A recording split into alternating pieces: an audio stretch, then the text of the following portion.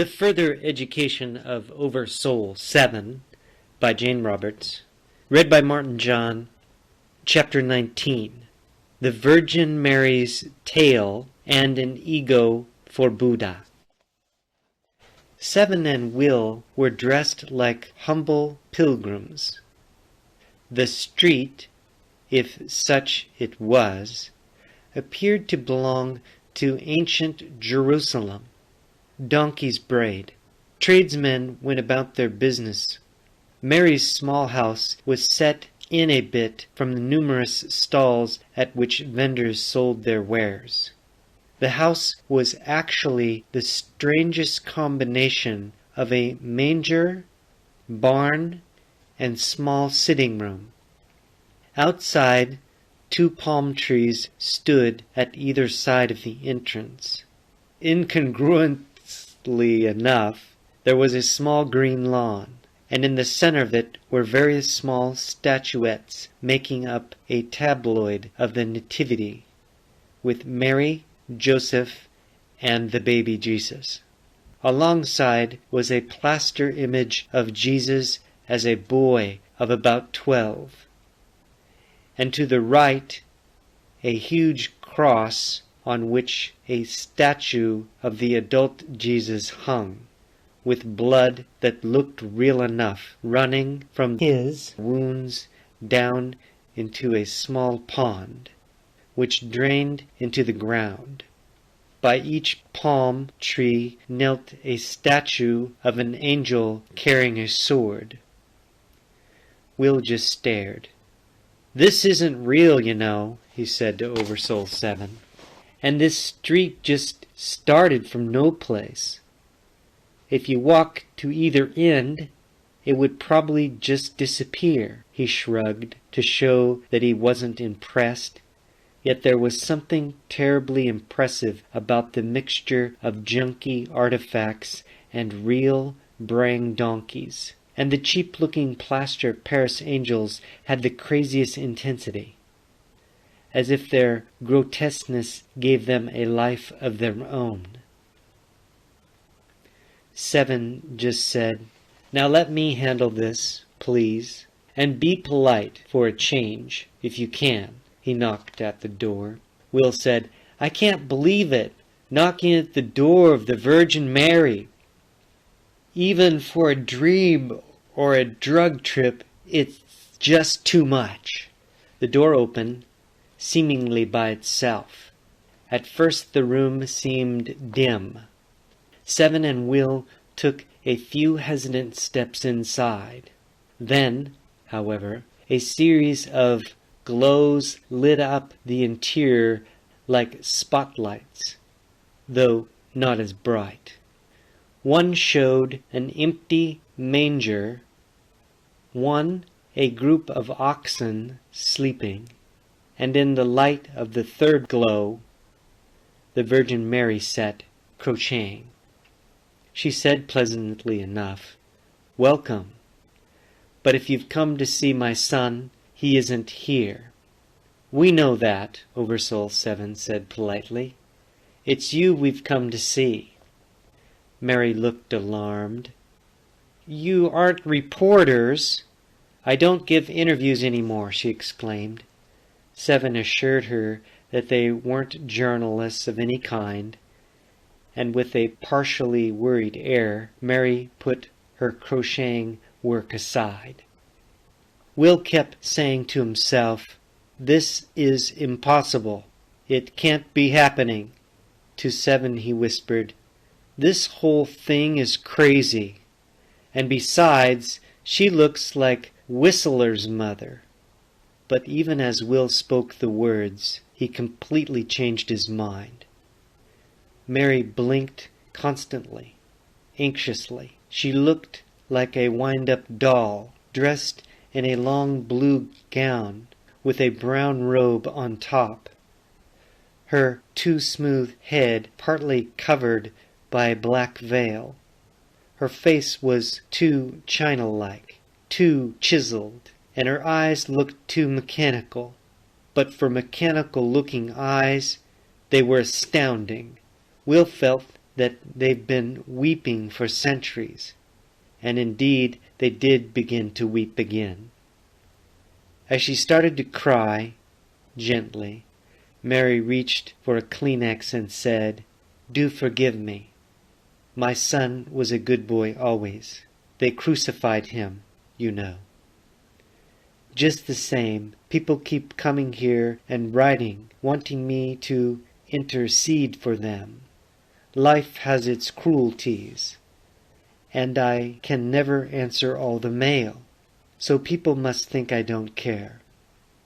With one hand she indicated a corner of the room where stacks of letters and stone tablets and even sheets and rolls of papyrus along with telegrams were all piled together. "Mail even comes by wireless now," she said, "and I had to have the phone removed because for years I was on the phone day and night. And my son is in the old God's home now, you know.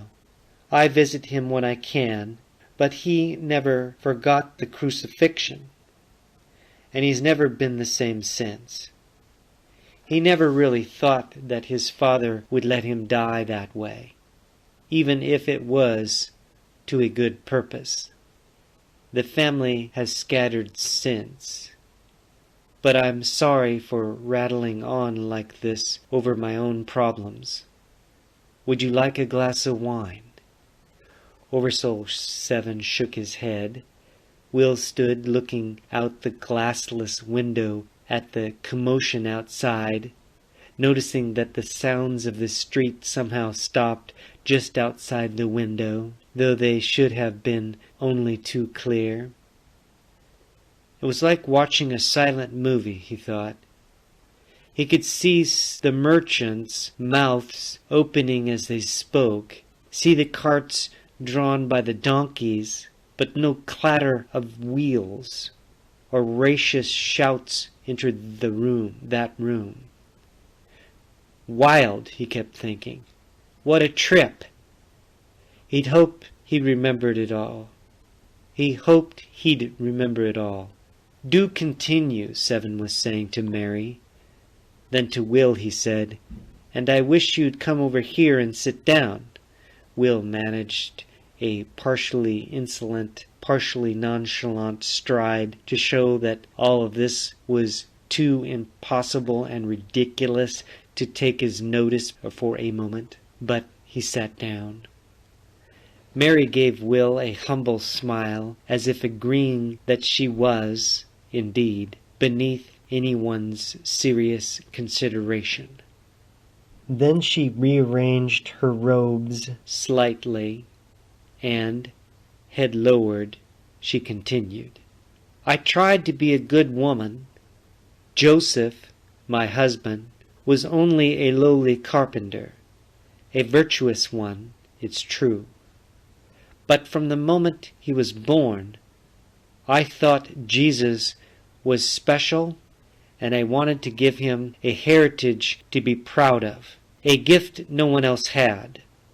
She paused, looked worried, and eyed OverSoul 7 with an anxious air. "Do continue. It's fascinating," 7 said, without looking at Will, because he was doubly sorry that he let him come. This interview wasn't likely to convince Will that the universe had any sense, 7 told himself. At the same time, 7 had almost forgotten who Mary was supposed to be in the reality of this woman before him, with her hesitant manner. 7 broke off. Or was her manner suddenly confessional? "Don't say anything you don't want to," he said quickly, but it was too late. "I never could bring myself to discuss things of the flesh with my son." She paused again. "Do you understand?" "Absolutely," OverSoul 7 said nervously. "Do you want to change the subject?" "No, it must be said," Mary replied resolutely. "Well, say it, then," 7 muttered under his breath. I told him, my son, that he came from God, without the agency of man. It was only a mother's innocent deceit. Oh, I knew it, Will shouted, springing to his feet. He lifted his head dramatically and threw his arms skyward. Sheer idiocy behind every religion, every philosophy, at least the Western ones. Oh, sheer idiocy! But OverSoul 7, still looking like a pilgrim, was at Mary's side, truly upset. Now, do calm down, he pleaded. My son believed me, Mary cried in an anguished voice. He became truly deluded. Her eyes did seem made for weeping, crying. They attained an odd but truly spectacular cast, as if the tears magnified and yet distorted some truth that seemed irreconcilable with the words she was sobbing. I knew it was a lie, she said, this time as if condemning herself beyond all hope of salvation. And yet, she began, and as she spoke, her tears stopped abruptly. She lifted her head proudly, staring at the astonished OverSoul 7, and moved her arm in a triumphant gesture. She was suddenly so authoritative that 7 leapt back just a step, and Will just stared. Mary's voice now was strong, almost hard, and yet the lie was the truth, and I knew that, too. Or the lie became the truth, or maybe it was the truth all along, and I had to pretend it was a lie. But in some way, I am the Mother of God. As she spoke, the air in the room seemed to shimmer. 7 thought uneasily that something could happen that could disturb worlds or disrupt them permanently if Mary remembered. If Mary remembered what? But she didn't. She almost seemed to have forgotten what she just said, for that matter. Dejection once again settled down upon her doll-like features. So we shared the same delusion, she said in a sad voice. It was so bad, finally, that Jesus attempted suicide. They took the knives and forks and all the silverware away from him at the rest home. He's not allowed any sharp objects at all. 7 felt a twinge of guilt for having thought that Christ and Zeus were gluttons. When he saw them eating without forks, he blushed. Will stood in the center of the room and said, Well, that's it, all right. If Christ contemplated suicide, it shows he's not all mad, madam. Still, it does make you think twice, doesn't it? When the gods can't stand existence? He started to giggle. He couldn't help it. He put his hand over his mouth and sat down on the floor, holding his stomach. 7 listened to Will with a feeling of dismay. But something else kept bothering him, and he couldn't properly identify what it was. A fact that annoyed him even more. Mary started to weep again. Will had the grace to be quiet for a moment. And 7 mentally explored the many-leveled nature of this interview with the Virgin. Mary was acting. That idea came to him.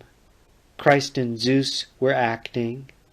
But no, that wasn't exactly right either. There was a drama, though, in which psychological props were being used, 7 thought. And he had to know what part he was playing, along with Lydia and Will, before... What? Before the pilgrimage to the gods turned into something else entirely. Or had it already? As soon as 7 thought of Lydia, Mary's cottage vanished, Or at least he and Will found themselves outside once more, walking down the street. 7! 7! Hearing his name called, OverSoul 7 stopped with surprise. Who could be looking for him here? He eyed the street. No one looked familiar. The street hawkers were putting away their wares for the afternoon. Donkeys were laden with supplies. Dogs and children skittered here and there. Horses slopped water. Men and women in various everyday garb suddenly began to hurry away. Perhaps to simple suppers. Then amid the confusion, 7 noticed one figure, also dressed as a pilgrim, running toward him. It was Lydia. The moment 7 recognized her, he heard another voice, Cypress's, mentally say, "You forgot someone, didn't you?" 7 started to answer, but by then Lydia was saying breathlessly, "Cypress sent me here. I had a dreadful experience. I'm not sure what it really was, but there were insane gods, and God knows what. I came to on a hillside. But who is this?" Will was really beginning to enjoy himself, and OverSoul 7's obvious discomfort. "Who are you?" he asked, bowing with mock deference. "The Virgin Mary's sister, I suppose?" Lydia started to respond rather tartly when Will immediately went on. "Or Buddha's daughter? Or perhaps Buddha in a woman's guise? Or—" "Stop that," 7 cried. "Not another word."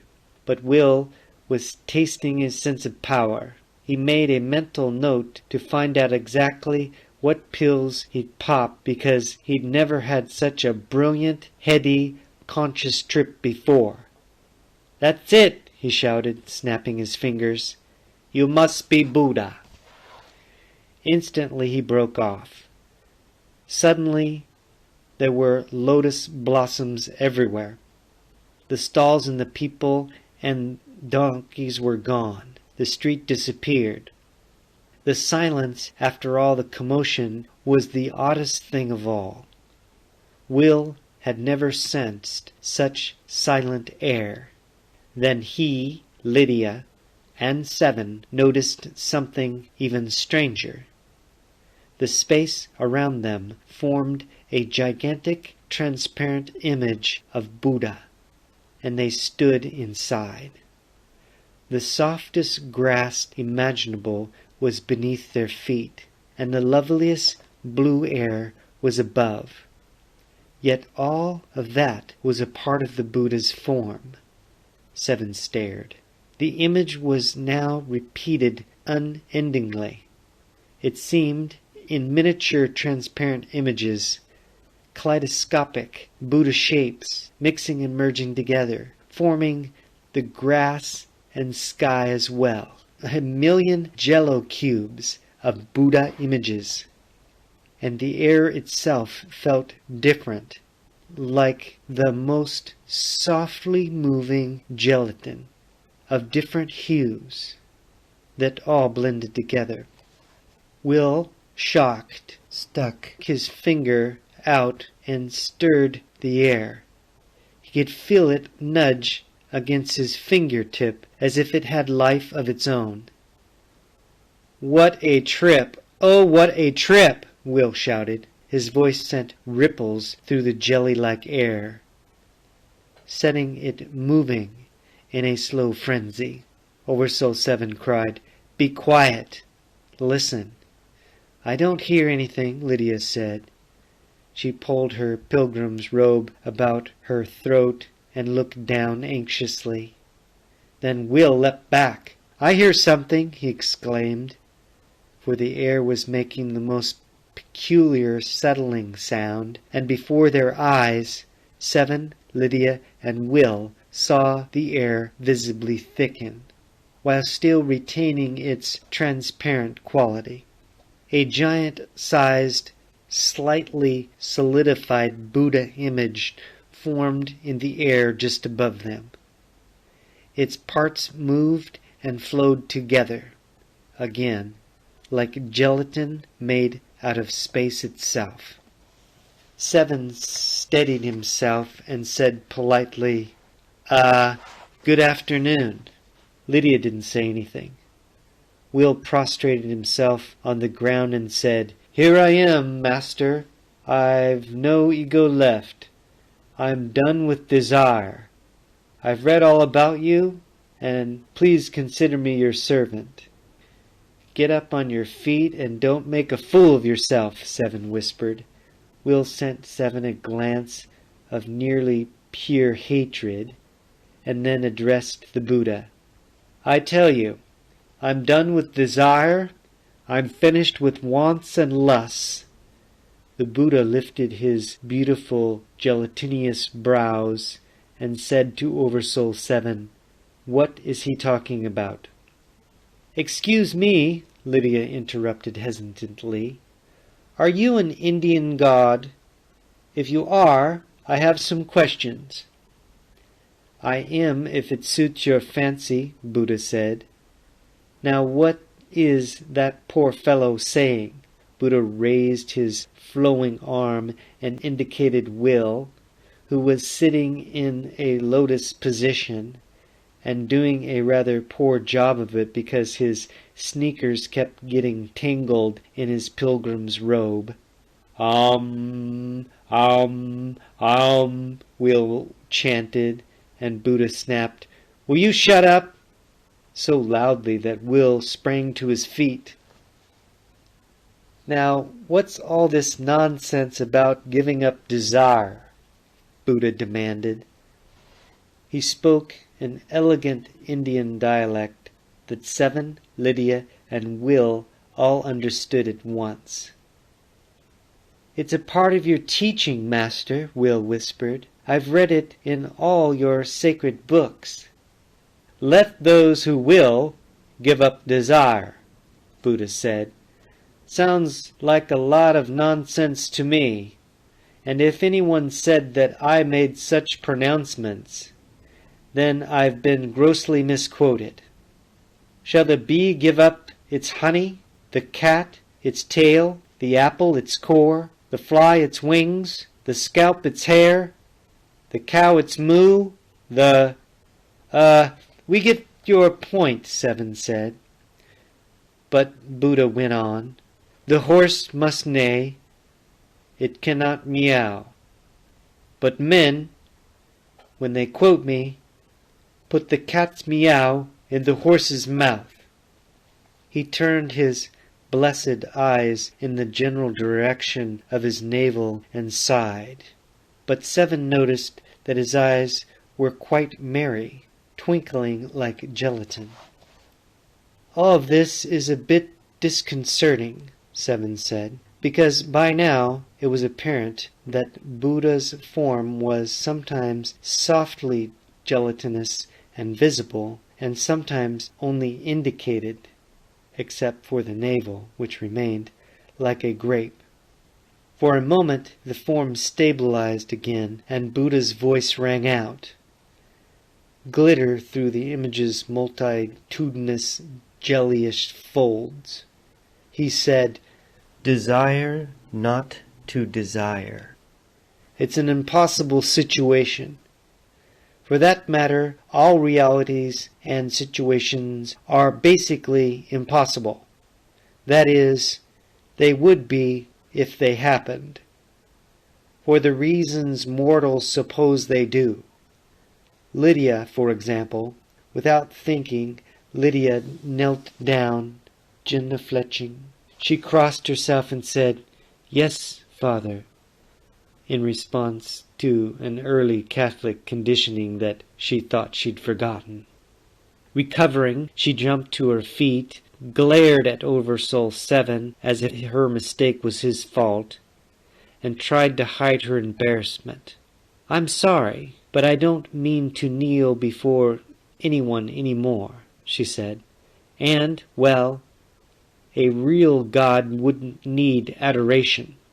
Buddha's image chuckled, quaked, and the sweet voice went on. Lydia, a part of you, your desire, is building up someplace else, which is why you feel so discontented now. You haven't followed your desire to be born again. You keep hampering it and setting conditions. You set yourself apart from your desire, examine it, and demand that the gods take responsibility for your lack of decision. "Why, I do not," Lydia sputtered. "And what do you expect me to do?" "Just go where your desire dictates," Buddha began. Will shouted furiously, "You can't say that! The Buddhists believe in rising above desire." "Even if I know that." At this, the Buddha laughed, setting his image shaking and quaking, and he shouted, "Aha! But I'm not a Buddhist. I'm Buddha, and your desire is your inner direction, and you desire death only because it's the only desire left, the only one you allow." "I don't believe that at all," Will shouted, "and I don't have an ego anymore. I've rid myself of it. I just want to serve, so I can only suppose that your ridiculous remarks are part of a trial to test me. I want to be selfless. I am selfless. I am, goddammit," he yelled. Then he stood, staring, too frightened to move. The gelatinous Buddha shuddered, trembled like a cosmic gel mountain, and began to melt into a trembling mass of semi-thick liquid that moved purposefully and directly toward Will. First, the edges melted, and small puddles reached Will's sneakered feet. He finally screamed and leapt backward, as the entire mass flowed like cold lava, faster and faster, in his direction. "No! No!" Will screamed, staring upward at the unsteady melting Jello Buddha, which now threatened to avalanche down upon him. At the last minute, OverSoul 7 grabbed Will, and the Buddha flow stopped, uncertain. Will was shaking and muttering, and 7 said sternly to the Buddha, "You didn't have to go that far. We get the message." Then to Will he said, "Your trip is over, and I'm sure it's more than you counted on. Wake up inside your physical body, and if it's selflessness you want, you nearly got a taste of it. So I hope you've learned a lesson.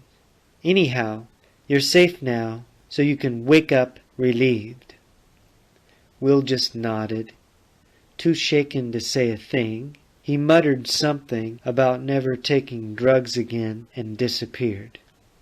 The Buddha shrank at the edges, wrinkled, each part shaking with such humor that 7 almost forgot to be angry. And then the Buddha was gone. 7 and Lydia stood there a moment, still dressed in their pilgrim garb, when once again the air began to thicken into semi-shapes, and Lydia gasped as the grounds gradually changed to those of the gardens outside the gods' rest home. Only this time, Cyprus was waiting for them. "This has gone quite far enough. 7, I want to talk to you," she said. She took a form that was nearly regal, so that OverSoul 7 made no protest, though he'd had one in mind. Even Lydia remained silent, though 7 was afraid she might complain about some of the less fortunate of their recent adventures. A blue-green cast covered the garden, a twilight that was at once sad in nature and oddly neutral in quality in a way that 7 sensed but couldn't fathom. Dejectedly, Lydia sat down on one of the benches. With her head bowed, she looked medieval in the pilgrim's gown. She moved, glanced toward the god's rest home, its stone structure looming now like a dark cliff in the distance. "I've made one decision anyway," she said. "If anyone is interested." Cypress was smiling very gently, and yet her smile had the same neutral quality as the twilight, Seven noticed. "What did you decide?" Cypress asked Lydia. Lydia stood up, one arm resting on the back of the bench, the pilgrim cowl half obscuring the curve of her cheeks. She looked tired, defeated, and triumphant at all at once. "I'm definitely ready to be born again. I'm going through with it after all," she said, but with a hard tone in her voice that defied her slumped shoulders. "I want earth life again, with clear boundaries and a framework that I can understand. And gods or not, God, my life, last time made more sense than the gods do. So who needs a senile Christ and a jello Buddha? I want to go to Bianca's room again and check with Joseph and see how the birth preparations are going. I just can't handle all of this other—" She broke off and threw her arms out in the air. "Nonsense!" she cried. Seven blushed. Cypress, with that strange neutrality, took Lydia's hand in hers, and the two of them vanished. For a moment Seven was alone, though he knew that Cypress would return for their talk. A talk he'd rather forget, he told himself. It was obvious that he'd gone wrong somewhere in this search for the gods, and yet he knew that he had to let Lydia and Will search in their own ways. He'd merely help out as best he could. In the odd twilight, Seven disentangled himself mentally from his personalities, from Lydia and Will and Joseph, and instantly he felt lighter, freer, and playful. The universe was safe, spilling over with exuberance. So where, he wondered, had Lydia and Will's dissatisfaction come from? Granted, the gods seemed, well, a trifle erratic, but they were likable enough in their own fashions. So just what did Will and Lydia expect of them? And why should either of them suppose, if they did, that these gods had anything to do with running the universe? He decided to forget all about it while he could. Free of restraints, Seven played in the twilight. He turned into a flower, luxuriating in the touch of gentle air.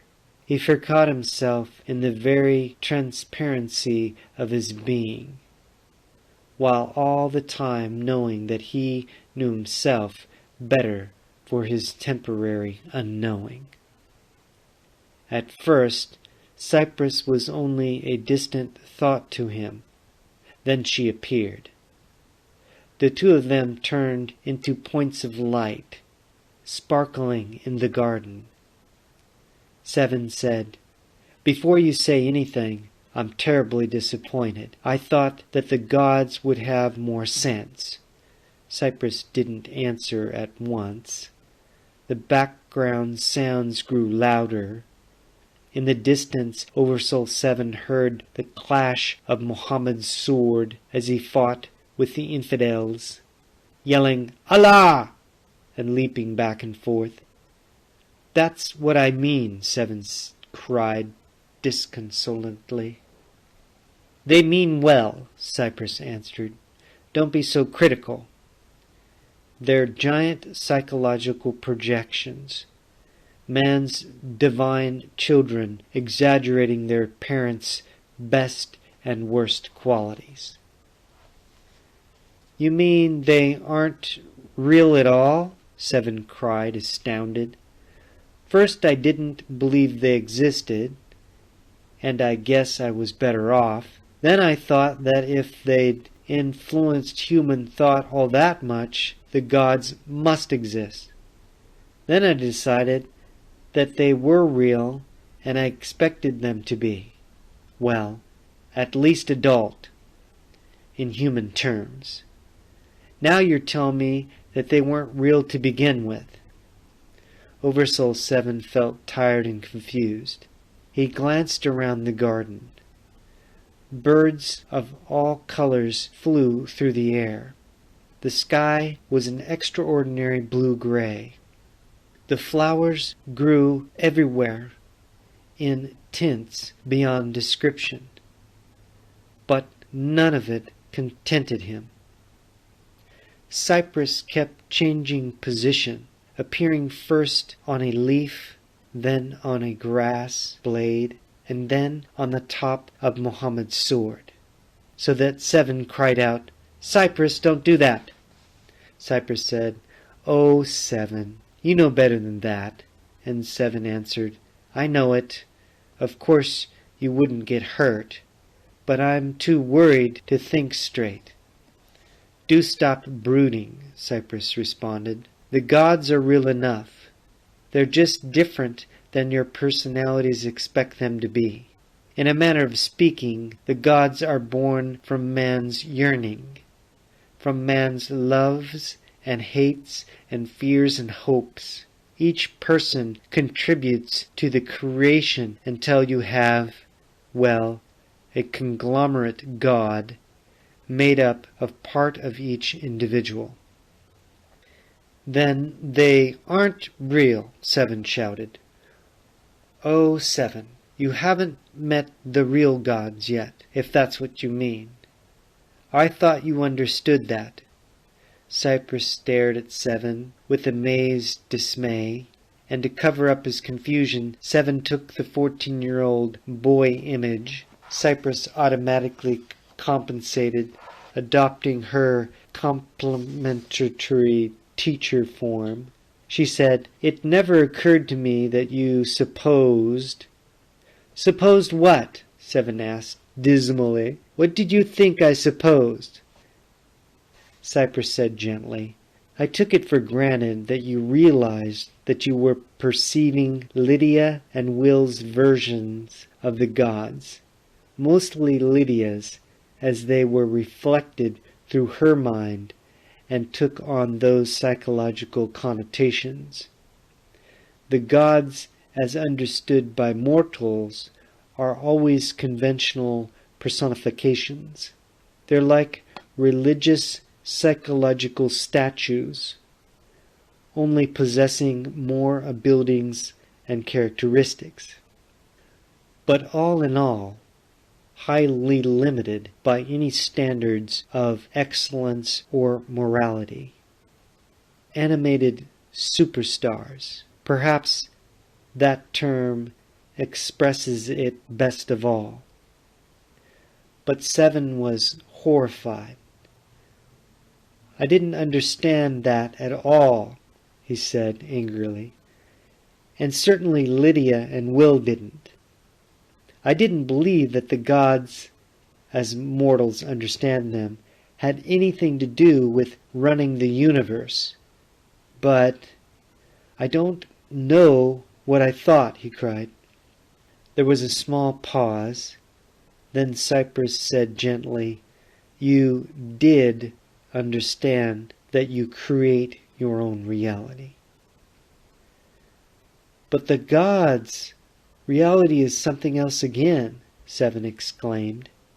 "How did such a misunderstanding take place? And if there are real gods behind the gods I've met, then how do you find them?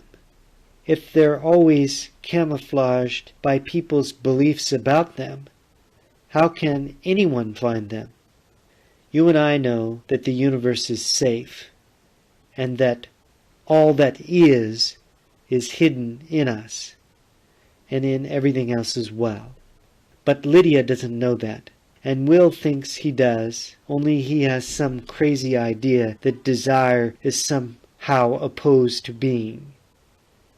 And I don't like Lydia being born again by default, if that's what's behind her decision. If she is born as Tweety, I have to give her something, some clues, to help her in her new life. Some ideas that frees her from... Seven broke off, really upset. I hardly know what to think myself, he said. And what about Will? He was still thinking about suicide. Which reminds me, Cypress said, it's time to give Geoffrey a rest so he can write his own notes. I imagine he might be just a bit upset himself. End chapter 19. Peace, light, and love. Aloha.